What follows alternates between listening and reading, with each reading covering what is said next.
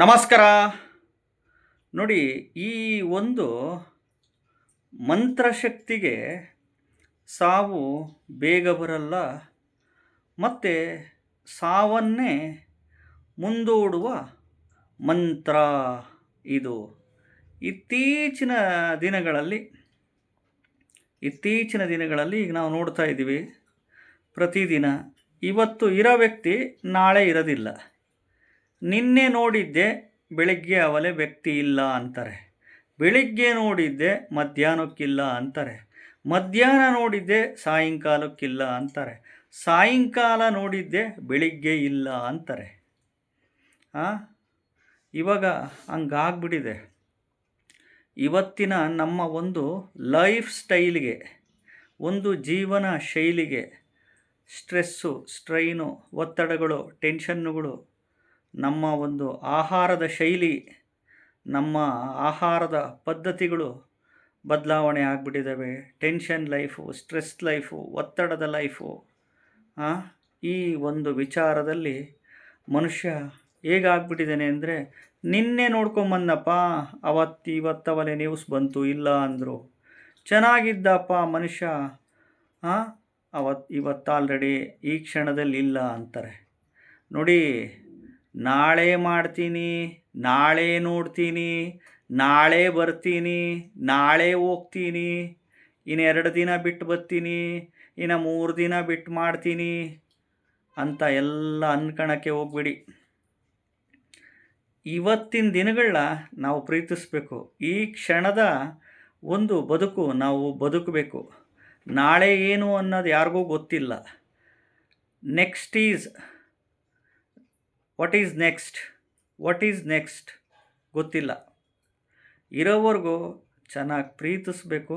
ಮನೆಗಿರೋರನ್ನ ಚೆನ್ನಾಗಿ ಪ್ರೀತಿಸ್ಬೇಕು, ಚೆನ್ನಾಗಿ ನೋಡ್ಕೊಬೇಕು. ಇರೋವರೆಗೂ ಚೆನ್ನಾಗಿ ಬದುಕಬೇಕು. ಯಾಕೆಂದರೆ ಇವತ್ತಿರೋ ಮನುಷ್ಯ ನಾಳೆ ಇಲ್ಲ, ಈ ಸೆಕೆಂಡಲ್ಲಿಲ್ಲ ಅಂದಾಗ ಎಲ್ಲರಿಗೂ ಚಿಂತಾಜನಕರಾಗ್ಬಿಡ್ತಾರೆ. ಅದಕ್ಕೋಸ್ಕರ ಈ ಒಂದು ಮಂತ್ರ ಶಕ್ತಿಗೆ ಸಾವು ಬೇಗ ಬರಲ್ಲ, ಮತ್ತು ಸಾವನ್ನೇ ಮುಂದೂಡುವ ಮಂತ್ರ ಇದು. ಅಷ್ಟಕ್ಕೊಂದು ಶಕ್ತಿ, ತಾಕತ್ತು, ಪವರು ಈ ಒಂದು ಮಂತ್ರಕ್ಕಿದೆ. ಈ ಮಂತ್ರನ ಪಠಣೆ ಮಾಡ್ತಾ ಬನ್ನಿ ಪ್ರತಿದಿನ. ನಿಮಗೆ ಎಷ್ಟಾಗುತ್ತೋ ಅಷ್ಟು. ಟೈಮಿಂಗ್ಸ್ ಏನಿಲ್ಲ, ಯಾವುದೇ ಟೈಮಿಂಗ್ಸ್ ಏನಿಲ್ಲ. ಸ್ನಾನ ಮಾಡಬೇಕು ಅಂತೇನಿಲ್ಲ, ಕೈಕಾಲು ಮುಖ ತೊಳಿಬೇಕು ಅಂತ ಏನಿಲ್ಲ. ದಂತ ಒಂದು ಶುದ್ಧಿಯಾಗಿರ್ಬೇಕು, ಮೌತ್ ವಾಶ್ ಒಂದು ಮಾಡಿರ್ಬೇಕಷ್ಟೆ. ನಿಮಗೆ ಎಷ್ಟು ಬಾರಿ ಆಗುತ್ತೋ ಅಷ್ಟು ಬಾರಿ. ಇದೇನು ಟೈಮಿಂಗ್ಸ್ ಏನಿಲ್ಲ.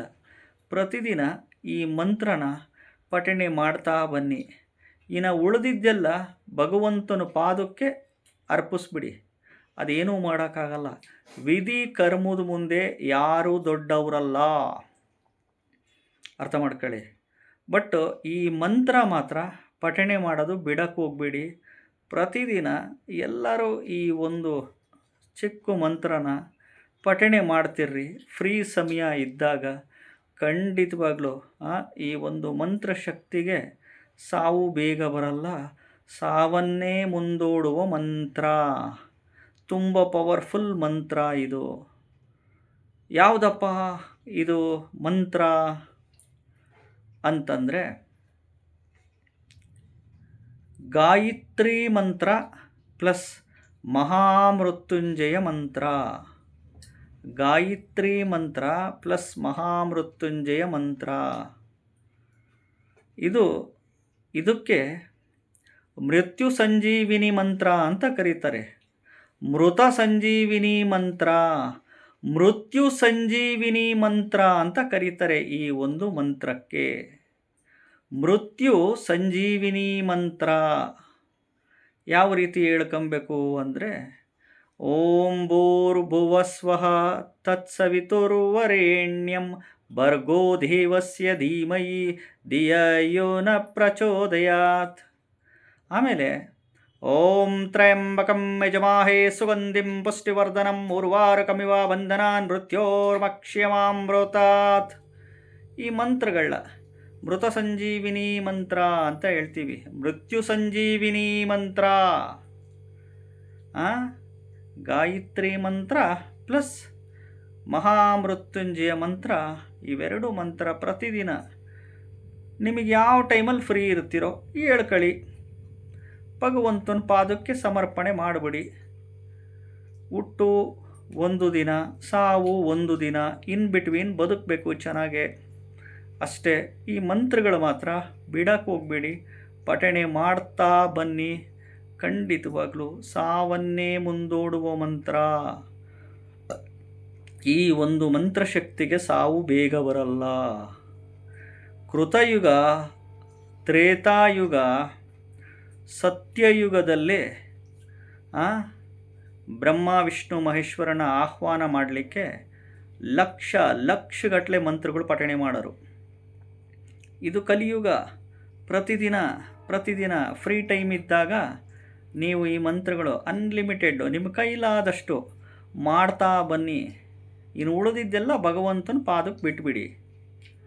ಈ ಒಂದು ಮಂತ್ರಶಕ್ತಿಗೆ ಸಾವು ಬೇಗ ಬರಲ್ಲ. ಸಾವನ್ನೇ ಮುಂದೂಡುವ ಮಂತ್ರ. ಇದನ್ನು ಪ್ರತಿದಿನ ಪಠಣೆ ಮಾಡ್ತಾ ಬನ್ನಿ. ಖಂಡಿತವಾಗ್ಲೂ ತುಂಬ ಬೆನಿಫಿಟ್ಸ್ ಇದೆ, ತುಂಬ ಒಳ್ಳೆಯದು ಆಗೇ ಆಗುತ್ತೆ. ನಾವೆಲ್ಲರೂ ಆರೋಗ್ಯದ ಕಡೆ ಗಮನ ಕೊಡಬೇಕು, ಒಳ್ಳೆಯ ಆಹಾರ ಶೈಲಿಗಳನ್ನ ತಿನ್ನಬೇಕು. ಒತ್ತಡ, ಸ್ಟ್ರೈನಿಂದ ಸ್ವಲ್ಪ ಅದರಿಂದ ಆಚೆ ಇರಬೇಕು. ಆವಾಗ ಮನುಷ್ಯನ ಲೈಫು ಬಂಗಾರ.